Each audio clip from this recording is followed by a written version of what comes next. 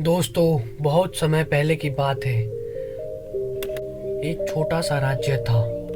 उस राज्य का राजा बहुत खुशहाल था। उसके पास किसी भी बात की कोई भी कमी नहीं थी और प्रजा भी अपने राजा का खूब आदर और संस्कार करती थी। प्रजा अपने राजा से बहुत खुश थी। लेकिन आज कुछ ऐसा हुआ था जिससे राजा की नींद हराम हो चुकी थी। राजा को रात भर नींद नहीं आ रही थी। 25 सालों में ऐसा आज तक कभी नहीं हुआ था। राजा के साम्राज्य पर आज तक किसी ने हमला करने का प्रयत्न भी नहीं किया था। लेकिन आज पड़ोसी राज्य ने इस छोटे से राज्य पर आक्रमण कर दिया।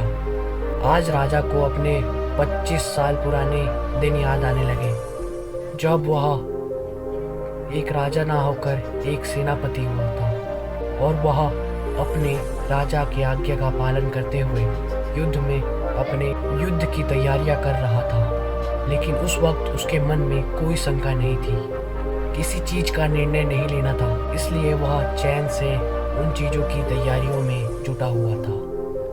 राजा बहुत दुविधा में था। राजा बहुत दुविधा में था।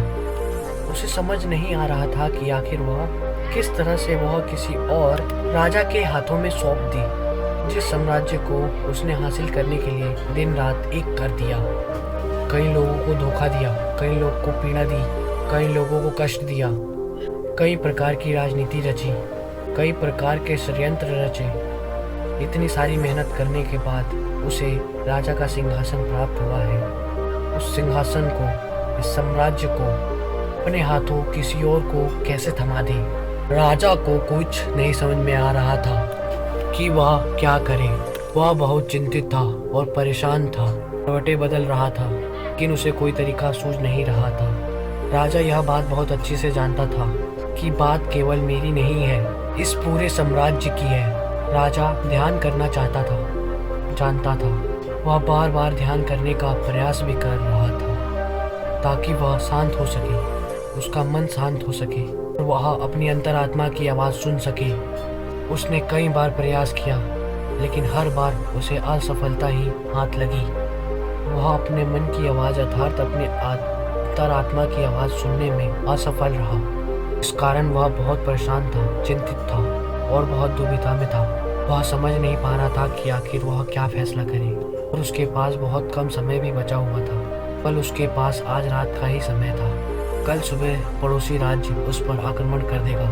यदि वह केवल अपने लिए फैसला करता है तो इस साम्राज्य के लाखों लोगों पर जान की बाजी लग सकती है। अगर वह इस साम्राज्य के बारे में सोचता है तो उसे अपने पड़ोसी राज्य के सामने झुकना होगा, तो उनको सम्मान करना होगा और अपने हाथों इस राज्य को उन्हें सौंप देना होगा। राजा बेहद दुविधा में था, अत्यधिक परेशान था। आखिरकार वह अपने महल की छत पर पहुंचा, जहां ठंडी ठंडी हवाएं बह रही थी। रात का समय था, चारों तरफ सन्नाटा था, खामोशी थी।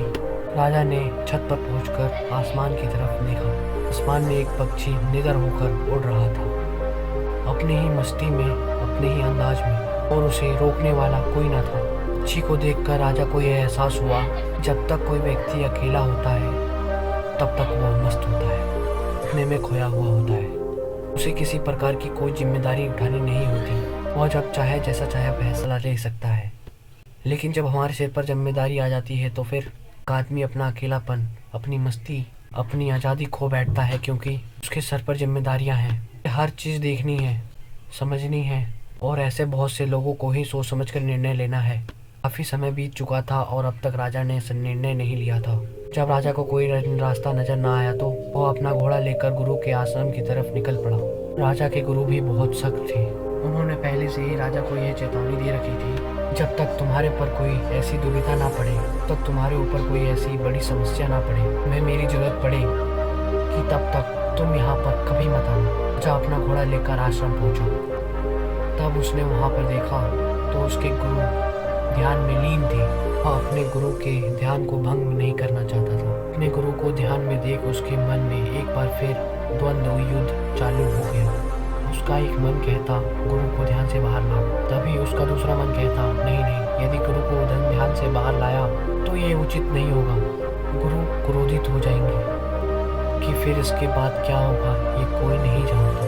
और द्वार पर खड़े होकर ये सब सोच ही रहा था, तभी तक आश्रम से आवाज आई, हे राजन, तुम दरवाजे पर खड़े होकर क्या कर रहे हो?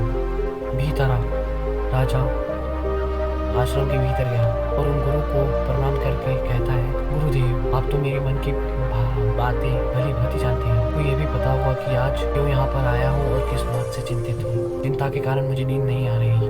भी बताइए मैं क्या करूँ, किस तरह से कोई एक निर्णय लूँ, इस तरह अपनी अंतरात्मा की आवाज़ सुनूँ जिससे मैं निर्णय लेने में सफल होता रहूँ। इस तरह से मैं एक सफल निर्णय लूँ और तरह से अपने साम्राज्य को बचा पाऊँ।